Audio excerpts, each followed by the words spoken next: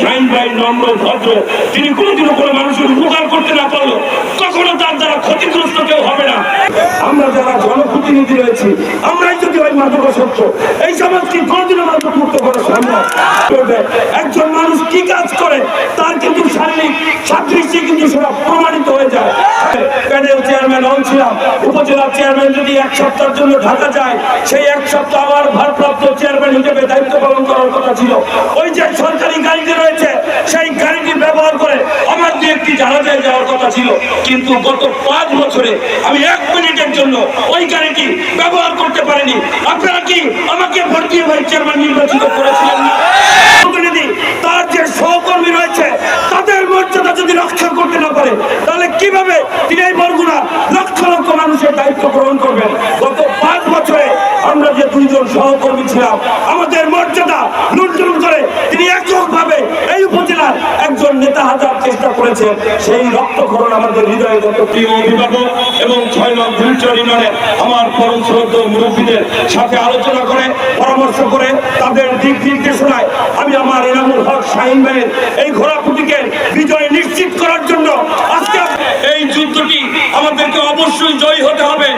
কিন্তু গত 5 বছর আমার হৃদয়ে যে রক্তক্ষরণ হয়েছে, আমি যে যন্ত্রণা সহ্য করেছি, আমি যে প্রতিহিংসার শিকার হয়েছি, সেই প্রতিহিংসার প্রতিবাদ করার জন্যই আমি এই উপজেলা পরিষদে এই ঘোড়াপুতিকে পাগল যারা রয়েছেন, আগামী 21 তারিখে এই ঘোড়াকে বিজয়ী করার জন্য আজকে যারা ঘোড়ার শহর হিসাবে এখানে উপস্থিত হয়েছেন, আমার সেই বরগুনার সদর উপজেলার সমস্ত জনগণকে আমি বরগুনার সদর উপজেলার পরিষদের পক্ষ থেকে আন্তরিক ধন্যবাদ এবং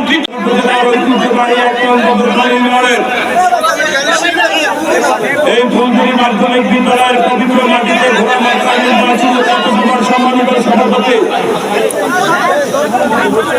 আজকের এই পথসভার মধ্যমণি যাকে ঘিরে আজকে এখানে হাজার হাজার মানুষ সমবেত হয়েছেন, আগামী 21 তারিখে বরগুনার সদর উপজেলা পরিষদ নির্বাচনে ঘোড়াপুতিকের প্রার্থী আমাদের ঐতিহ্যবাহী 6 নং গুলচর ইউনিয়নের কৃতি সন্তান, বরগুনার সদর উপজেলা আওয়ামী লীগের প্রাক্তন সভাপতি, বরগুনার 6 নং গুলচর ইউনিয়নের বারবার নির্বাচিত সাবেক চেয়ারম্যান, আমার প্রয়াত পিতা জনাব আব্দুল লতিফ ফরাজীর ঘনিষ্ঠ রাজনৈতিক সহচর, আমার পরম শ্রদ্ধেয় বড় ভাই জননেতা জনাব এনামুল হক শাহিন ভাই আজকের এই সভায় উপস্থিত হয়েছেন।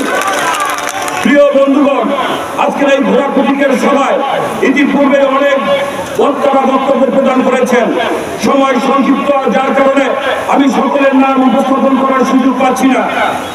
আমার সামনে সমবেত এই অঞ্চলের আমার পরম শ্রদ্ধেয় মুরব্বিয়ানগণ, গণ্যমান্য ব্যক্তিবর্গ, বরগুনার সদর উপজেলার বিভিন্ন প্রান্ত থেকে আগত এই ঘোড়াপুতিকের পাগল যারা রয়েছেন, আগামী 21 তারিখে এই ঘোড়াকে বিজয়ী করার জন্য আজকে যারা ঘোড়ার শহর হিসাবে এখানে উপস্থিত হয়েছেন, আমার সেই বরগুনার সদর উপজেলার সমস্ত জনগণকে আমি বরগুনার সদর উপজেলার পরিষদের পক্ষ থেকে আন্তরিক ধন্যবাদ এবং কৃতজ্ঞতা জানিয়ে আমি সংক্ষেপে দিয়ে একটি কথা বলতে চাই। প্রিয় বন্ধুগণ, আমার মতো একটি নগণ্য ছেলেকে গত 2019 সালে এই বরিশাল বিভাগের মধ্যে সর্বোচ্চ ভোটে ভাইস চেয়ারম্যান নির্বাচিত করে ওই উপজেলা পরিষদে আপনারা প্রেরণ করেছিলেন। আমি আপনাদের নির্বাচিত ভাইস চেয়ারম্যান হিসাবে গত 5 বছর ওই উপজেলা পরিষদে দায়িত্ব পালন করেছি। এইবার উপজেলা পরিষদ নির্বাচনে আমি চেয়ারম্যান প্রার্থী হিসাবে প্রতিদ্বন্দ্বিতা করার জন্য আমি আমার মনোনয়নপত্র দাখিল করেছিলাম। আমি হেলিকপ্টার প্রতীক নিয়ে প্রতিদ্বন্দ্বিতা করতে যাচ্ছিলাম, কিন্তু আজকে আপনাদের এই ঘোড়াপুতিকের আমার পরম শ্রদ্ধেয় শাহিন ভাই নির্বাচনী পথসভায় আমি আজকে এখানে ছুটে এসেছি।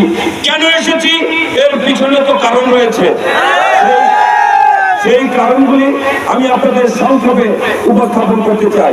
প্রিয় বন্ধুগণ, আগামী 21 তারিখে আমাদের উপজেলা পরিষদ নির্বাচনে একজন উপজেলা চেয়ারম্যান, 2 জন ভাইস চেয়ারম্যান নির্বাচিত হবেন, যারা আগামী 5 বছরে এই উপজেলার সর্বস্তরের মানুষের নিরাপত্তার দায়িত্বভার যারা গ্রহণ করবেন। এরকম একটি দায়িত্ব গত 5 বছর আগে আমাকে দিয়েছিলেন এবং বর্তমান উপজেলা পরিষদ চেয়ারম্যান এবং বর্তমান চেয়ারম্যান ভাইস চেয়ারম্যানকে আপনারা দিয়েছিলেন, সেই দায়িত্ব পালন করার জন্য গত 5 বছর আগে বরিশাল বিভাগীয় কমিশনারের কাছে আমরা শপথ গ্রহণ করে এই উপজেলা পরিষদের আমরা দায়িত্ব নিয়েছিলাম।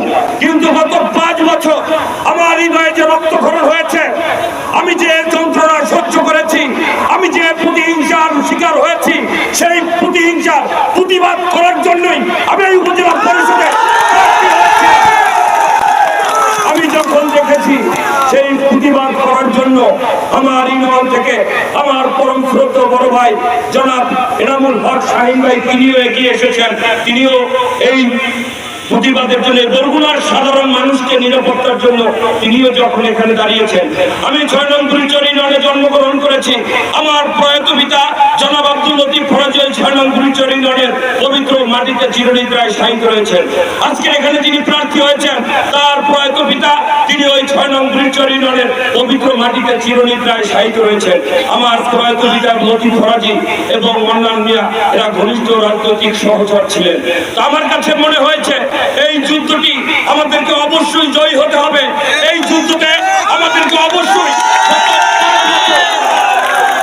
গত 5 বছর এই বরগুনার মানুষের সাথে যারা অন্যায় করেছে, এই বরগুনার মানুষের উপরে যে জুলুম অত্যাচার নির্যাতন হয়েছে তার হাত থেকে এই বরগুনার মানুষকে আমাদেরকে মুক্ত করতে হবে।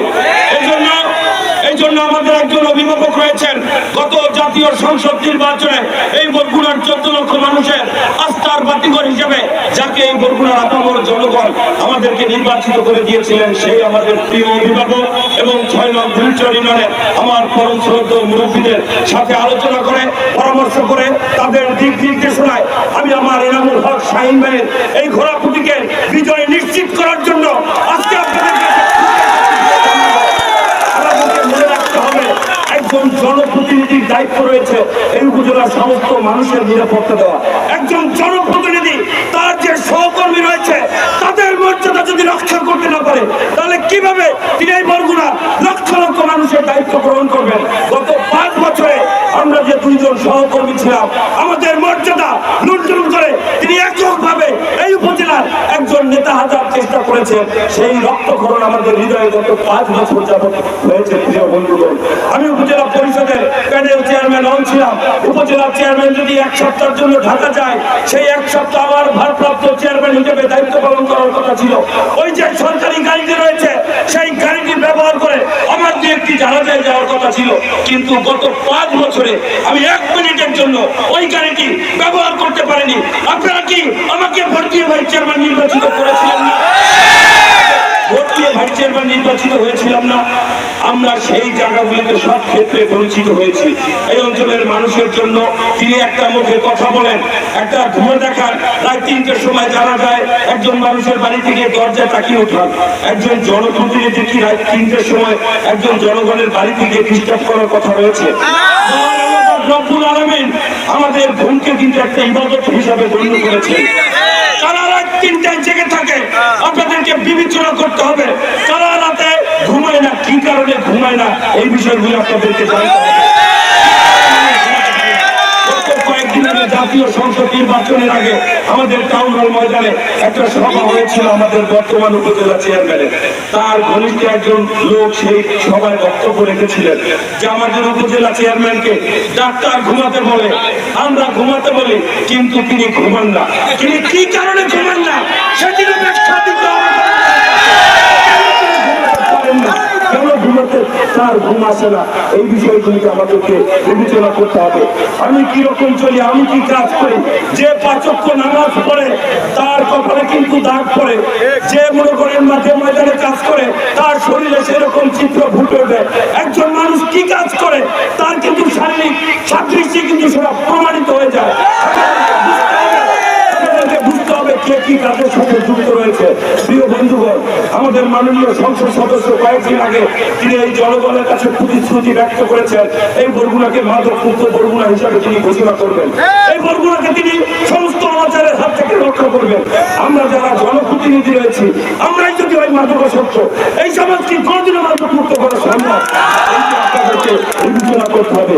প্রিয় বন্ধুগণ, আমি মনে করি আজকে শাহিনদের মঞ্চে আমি কেন এসেছি, আমার পরম শ্রদ্ধেয় বড় ভাই, আমার বাবার ঘনিষ্ঠ সহচর ছিলেন তার বাবা। আমি 6 নং গুলিচর ইউনিয়নে জন্মগ্রহণ করেছি, শাহিন ভাই 6 নং গুলিচর ইউনিয়নে জন্মগ্রহণ করেছে।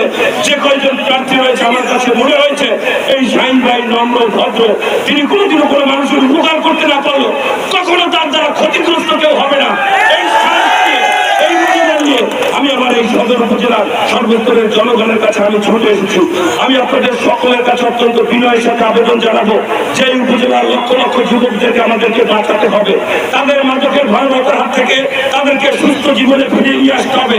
এই অঞ্চলের মানুষের যে দুর্বিষহ জীবন, আমরা গত 5 বছরে উপজেলা পরিষদের চেয়ারম্যানের মাধ্যমে আমরা একটি প্রকল্প বাস্তবায়ন করতে পারিনি। আমাদের মাননীয় সংসদ সদস্যের কাছ থেকে একটি ডিউরেটর নিয়ে এই উপজেলার একটি কাজ বাস্তবায়িত হয়নি।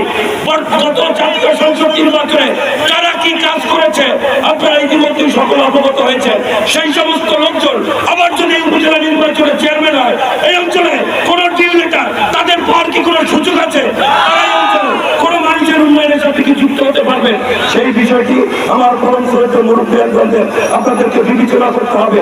আগামী উপজেলা পরিষদ নির্বাচনে এই বরগুনা লক্ষ লক্ষ মানুষের দৈনন্দিন জীবনের পরিবর্তন করার জন্য বর্তমানে আমাদের এই ভোটাভুটিকে আমার পরম শ্রদ্ধেয় শাহিন ভাইকে বিজয়ী করার মাধ্যমে আমাদের মাননীয় সংসদ সদস্য যে ঘোষণা দিয়েছেন এই বরগুনাকে তিনি আধুনিক বরগুনা হিসাবে রূপান্তরিত করবেন, এই বরগুনাকে তিনি মানুষের একটি নিরাপদ বাণিজ্যযোগ্য আবাসভূমি হিসাবে গড়ে তুলবেন, সেই প্রতিশ্রুতি বাস্তবায়ন করার জন্য আজকে এই সবাই যারা যুক্ত রয়েছেন এদের দ্বারাই সম্ভব আগামী দিনে এই বরগুনাকে নিরাপদ ভূমি হিসেবে প্রতিষ্ঠিত করা। আর ওই সমস্ত ষড়যন্ত্রকারীদেরকে আমাদের প্রত্যাখ্যান করতে হবে যারা এই বরগুনার সম্পদ বিদেশে পাচার করে নিজের একটা নেতা সাজার চেষ্টা করেন।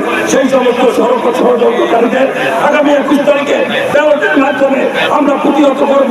এই প্রত্যয় ব্যক্ত করে আপনাদের সকলের সুস্বাস্থ্য কামনা করে আমি আমার বক্তব্য শেষ করছি।